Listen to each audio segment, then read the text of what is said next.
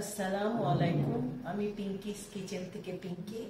পবিত্র মাহে রমজানে আপনাদের অনেক অনেক ভালোবাসা ও শুভেচ্ছা।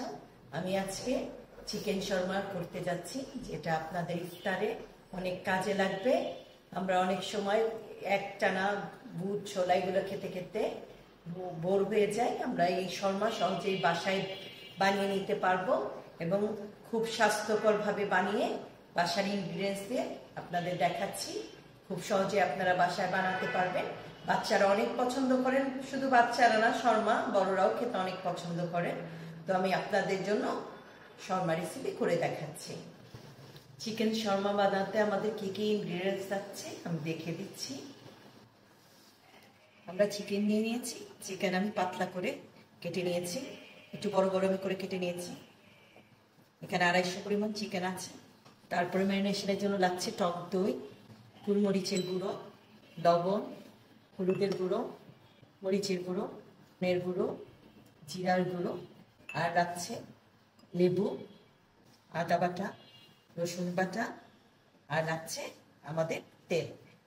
এটা আমাদের চিকেনটা ম্যারিনেট করতে লাগছে। প্রথমে আমরা চিকেনটা ম্যারিনেট করে নিচ্ছি। আমি একটা মিক্সিং বলে চিকেনটা নামিয়ে নিচ্ছি।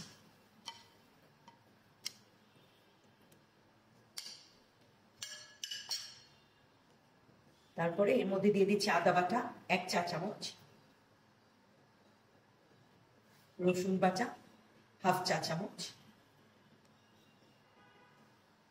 জিরা গুঁড়ো 1/2 চা চামচ, ধনে গুঁড়ো 1 চা চামচ, হলুদটা 1/2 চা চামচ, মরিচের গুঁড়ো 1/2 চা চামচ,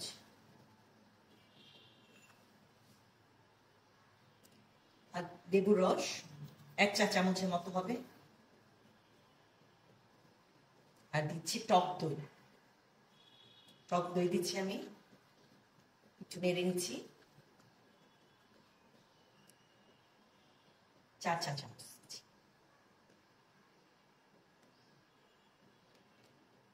আর দিচ্ছি গোলমরিচের গুঁড়ো 1/2 চা চামচ, আর স্বাদ মতো লবণ।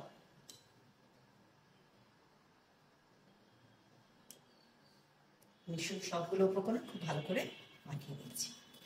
ম্যারিনেশন হয়ে গেছে। আমি এখন এই মুরগিটা এক সাইডে রেখে দেব। আমি এখন শর্মা রুটিটার জন্য ডো বানিয়ে নিচ্ছি। ডো বানাতে কি কি লাগছে দেখে নিন।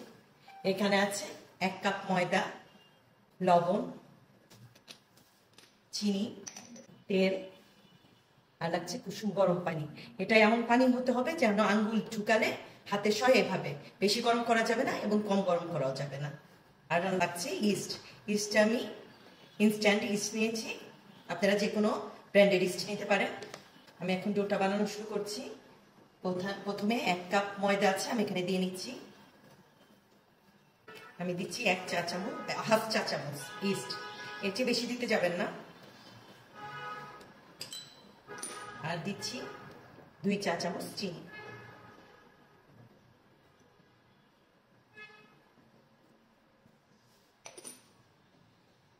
এক চা চামচ, 1/2 চা চামচ লবণ।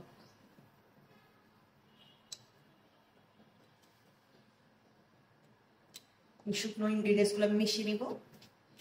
তারপর আমি একটু একটু করে কুসুম গরম পানি নিয়ে ডোটা তৈরি করে নিব। একসাথে বেশি দিতে যাবেন না, তাহলে নরম হয়ে যাবে। অল্প অল্প করে দিয়ে নিচ্ছি। বেশি শক্ত হবে না ডোটা, একটু নরম হবে। পরোটার ডো চেয়ে একটু নরম হবে। এখন আমি 1 চা চামচের মধ্যে তেল দিয়ে দেব। তারপর আমি হাত দিয়ে ভালো করে ময়ান করে নেব। ভালো করে ডোটা তৈরি করতে হবে।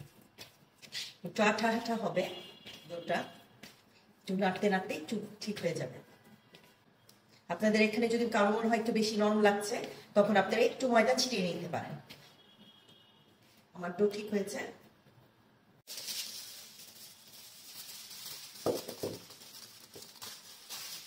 অয়েল পেপার দিয়ে ঢেকে কোনো গরম স্থানে রেখে দিব হাফ অ্যান আওয়ারের জন্য। ডোটা হতে হতে আমরা চিকেনটা ভেজে নিচ্ছি। আমি এখানে একটা তাওয়া দিয়েছি, আঁচটা বেশি লো থাকবে না, মিডিয়াম থাকবে। আর আমি তেল দিয়ে দিচ্ছি। এখানে আপনারা বাটারও ইউজ করতে পারেন, বাটার আর তেল মিশিয়েও দুটাও দিতে পারেন। তেলটা দিয়ে দিচ্ছি।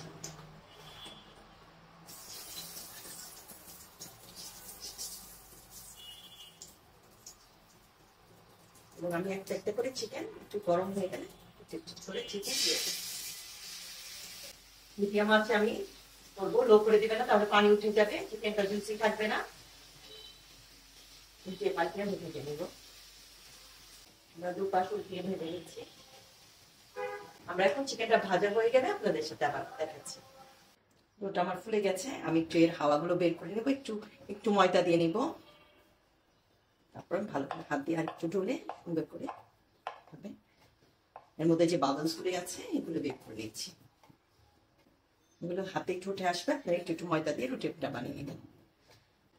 আমি বেশি বড় রুটি করবো না, মিডিয়াম রুটি করবো, এই জন্য এই ডো দিয়ে আমার 4টা হয়ে যাবে। একটা ডো নিয়ে নিচ্ছি, ময়দা ছিটিয়ে রুটি বানিয়ে নেব।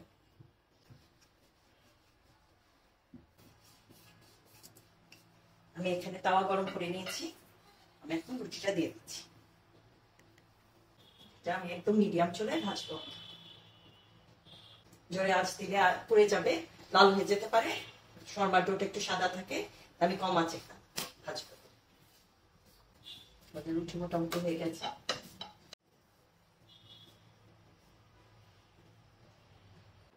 রুটিটা ঠিক এরকম হয়েছে, যে সাদা থাকবে। আমি চিকেনটা নিয়ে নিচ্ছি, চিকেনটা আমি কেটে নিয়েছি লম্বা লম্বা করে। আমি রুটির মধ্যে চিকেনগুলো দিয়ে দিচ্ছি, বিছিয়ে দিচ্ছি লম্বা করে। তারপর আমি মেয়োনিজ নিয়েছি, মেয়োনিজটা আমার ঘরেই তৈরি করা, আমি আপনাদেরকে রেসিপি দিব পরে।